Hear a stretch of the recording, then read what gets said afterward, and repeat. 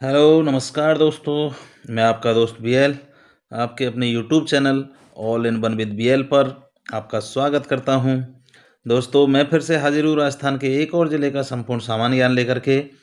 तो आज हम देखते हैं बीकानेर संभाग का बीकानेर ज़िला। जो बीकानेर संभाग है वो बीकानेर सिटी के अंदर ही इसका मुख्यालय है।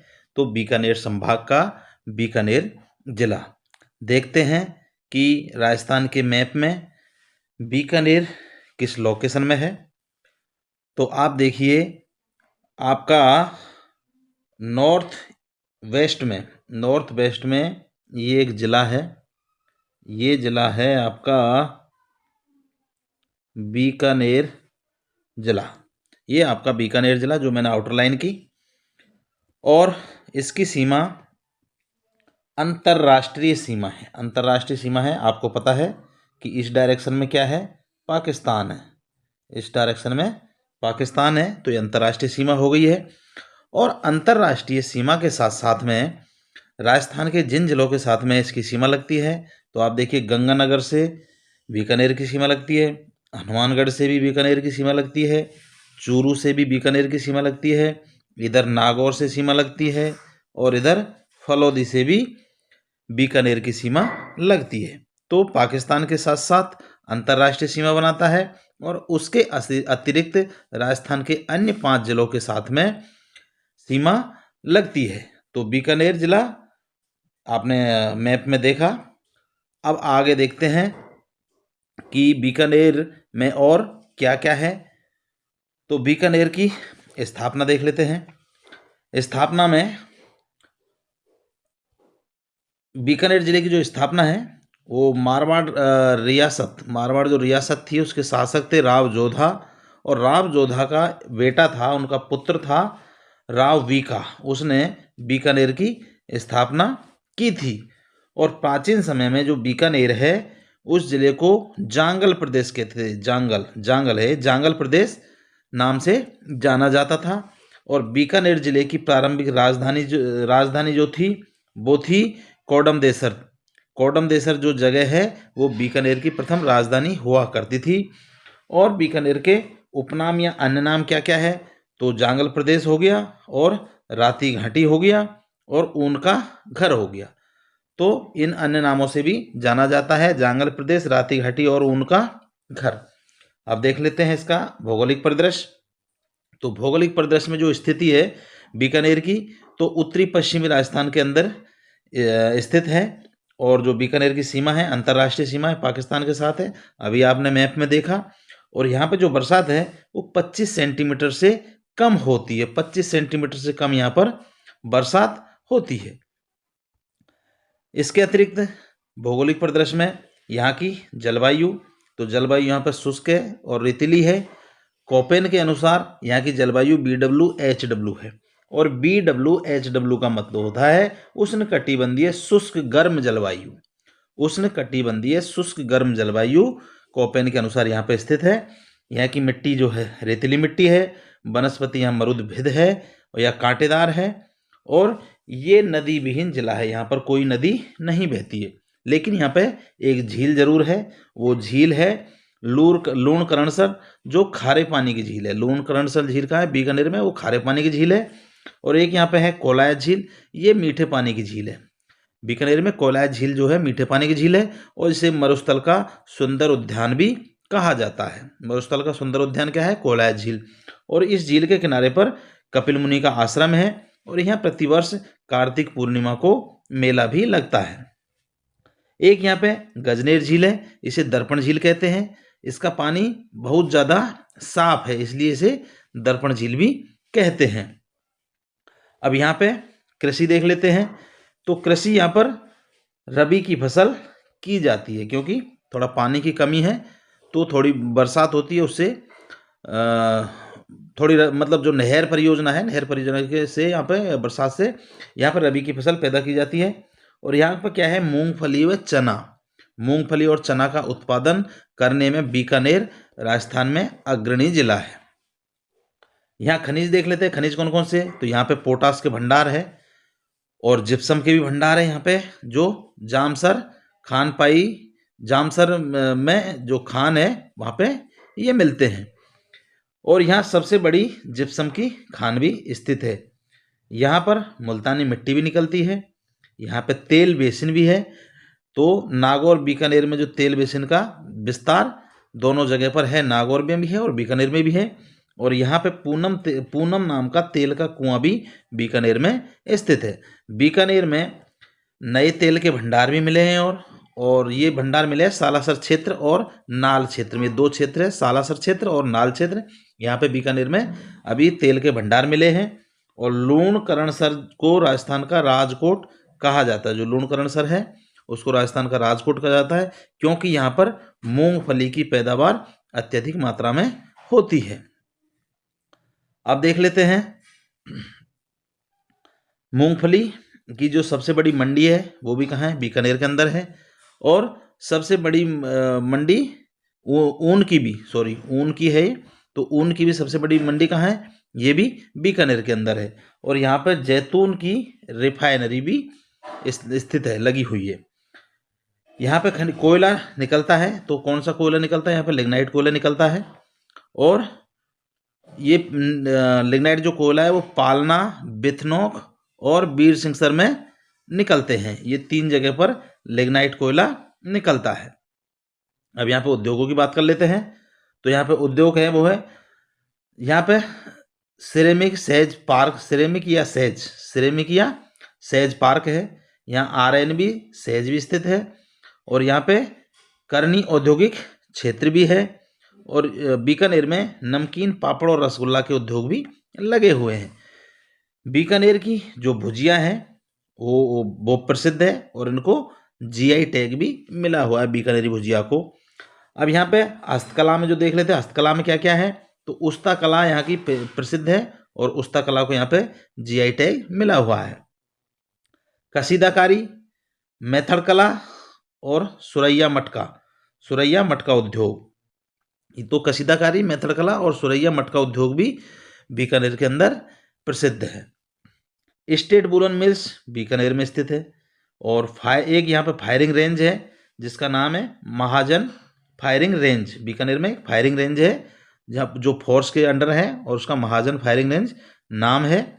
और इस फायरिंग रेंज में क्या है, समय समय पर युद्ध अभ्यास भी होते रहे। और वो युद्ध अभ्यास में एक हुआ था सादा तंसीक।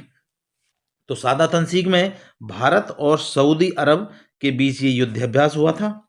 एक धर्म गार्जियन युद्ध अभ्यास हुआ था। ये भारत और जापान के मध्य हुआ था, धर्म गार्जियन जो युद्ध अभ्यास है। और तीसरा है साइक्लोन। तो ये भारत और मिस्र के बीच हुआ था। और इसकी जो शुरुआत हुई थी साइक्लोन की, वो 10 फरवरी 2025 में ये युद्ध अभ्यास की शुरुआत हुई थी। तो यहाँ पर 3 युद्ध अभ्यास हुए हैं, सादा तंसीक, धर्म गार्जियन और साइक्लोन। यहाँ पर ऊंट महोत्सव भी मनाया जाता है। तो ये ऊंट महोत्सव मनाया जाता है 10 से 12 जनवरी 2025 में मनाया गया था, अभी जो 2025 में। और यहाँ पर एक वर्ल्ड रिकॉर्ड बना था।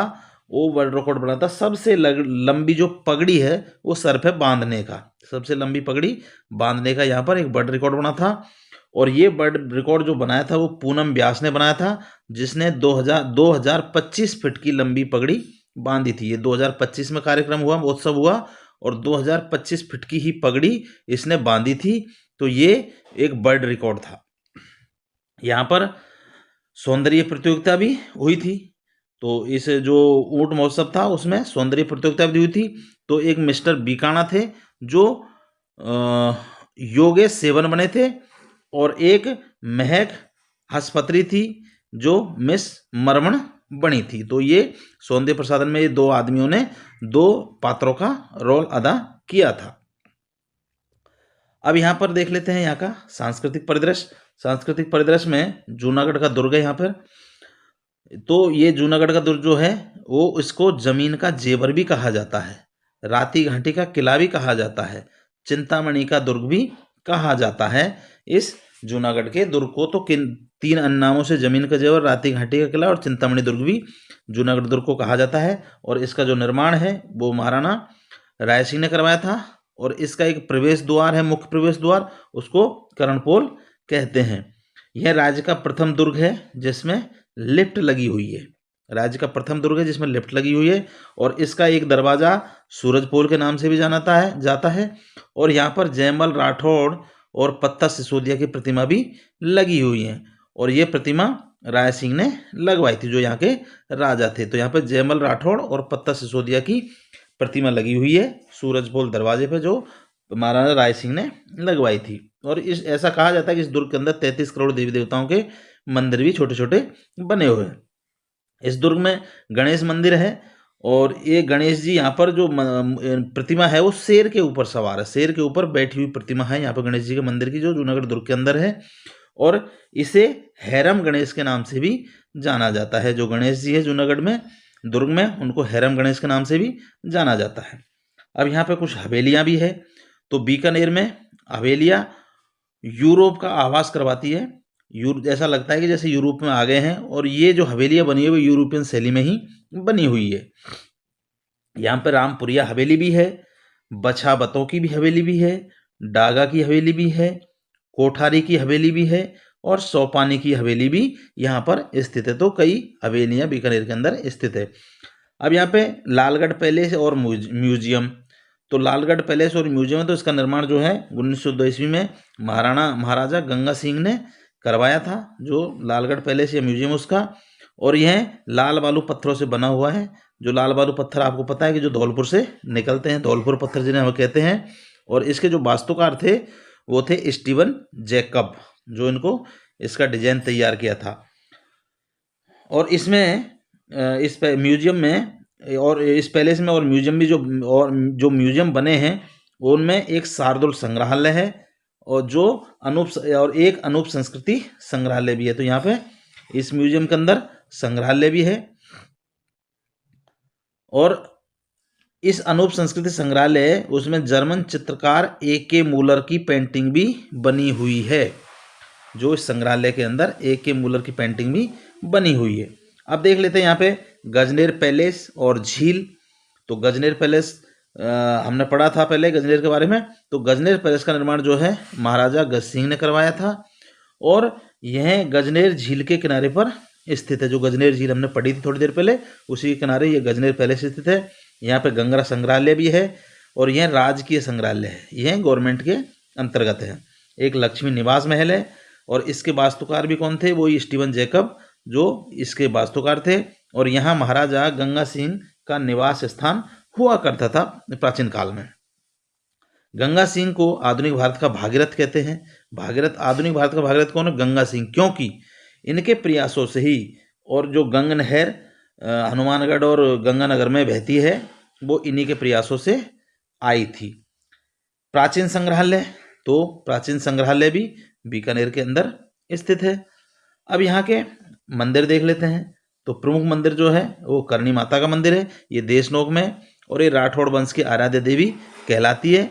और इस मंदिर का निर्माण महाराजा गंगा सिंह ने करवाया था और इस मंदिर को चूहे वाला मंदिर या माता को चूहे वाली माता भी कहा जाता है। ये क्वेश्चन कभी बार बार आते हैं कि चूहे वाली माता कौन सी है, तो वो है करणी माता जो देशनोक में है।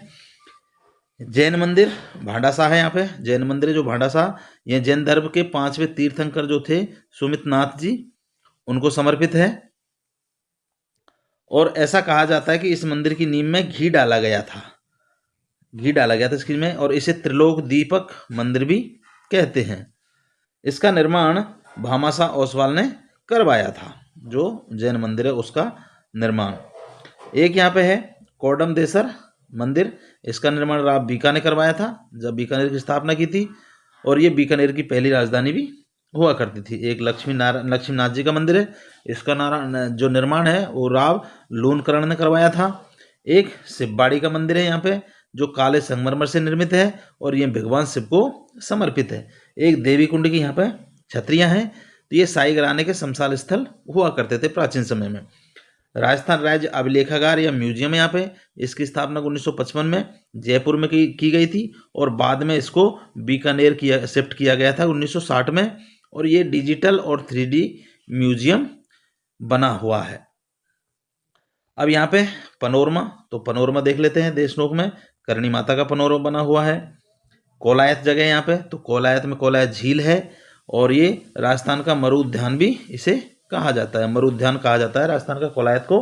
और यहाँ प्रतिवर्ष कार्तिक पूर्णिमा को मेला लगता है, यहाँ दीपदान महोत्सव भी होता है। और चारण जाति के लोग, ऐसा कहा जाता है कि इस उत्सव में नहीं आते हैं। और यहीं पर कपिल मुनि का आश्रम भी स्थित है। एक कतरियासर या कतियासर गांव है, ये जसनादी संप्रदाय के यहाँ पर प्रधान पीठ है। और जसनादी संप्रदाय के जो लोग हैं वो 36 नियमों का पालन करते हैं। और इनका जो मुख्य नृत्य है वो है अग्नि नृत्य। एक यहाँ पे मुकाम तालाब है, यह नोखा एक जगह बीकानेर में वहाँ स्थित है। और ये बिश्नोई संप्रदाय की तीर्थस्थली मानी जाती है। और जो बिश्नोई संप्रदाय के लोग हैं वो 29 नियमों का पालन करते हैं। और जहाँ गुरु जम्बेश्वर की समाधि भी स्थित है मुकाम तालाब में। एक है रम्मत जगह या रम्मत जो बीकानेर का लोक कला है। रम्मत क्या है? बीकानेर की लोक कला है। एक यहाँ पर उस्ता कला है, इसमें ऊँट की खाल पर कलाकारी की जाती है और जिसे जीआई टैग भी मिला हुआ है। एक यहाँ पे मैथरन कला जो दीवारों की कलाकारी है, मतलब ये भित्ति चित्रण है एक तरह से। तो यहाँ पे ये कला भी यहाँ पे है, प्रसिद्ध है। प्रमुख व्यक्तित्व में देख लेते हैं, मेजर राजवर्धन सिंह, ये निशानेबाज थे और वर्तमान में अभी ये विधायक भी है, जो जयपुर झोंटवाड़ा संवैधानिक क्षेत्र से ये विधायक है। एक विमल कौशिक है, इन्हें पानी की बहन जी कहा जाता है, ये लेडीज है। एक कांता खुतरिया है जो आरपीएससी की प्रथम महिला अध्यक्ष रही है। कांता खुतरिया आरपीएससी की प्रथम महिला अध्यक्ष रही है राजस्थान की। अल्लाह जलाई बाई है एक जो भांड गायिका है। और कविता सियाग है जो साइकिलिंग के लिए प्रसिद्ध है। राष्ट्रीय अश्व अनुसंधान केंद्र भी यहाँ बीकानेर के अंदर स्थित है जो जोड़बीड़ में स्थित है। और जो जोड़बीड़ बीकानेर में स्थित है। और इसमें राज हिमानी और राज प्रथमा घोड़ी की किस्में तैयार की थी। ऊंट अनुसंधान केंद्र भी जोड़बीड़ के अंदर स्थित है। ऊंट अनुसंधान केंद्र जोड़बीड़ के अंदर स्थित है। और साइकिलिंग एकेडमी भी बीकानेर के अंदर स्थित है।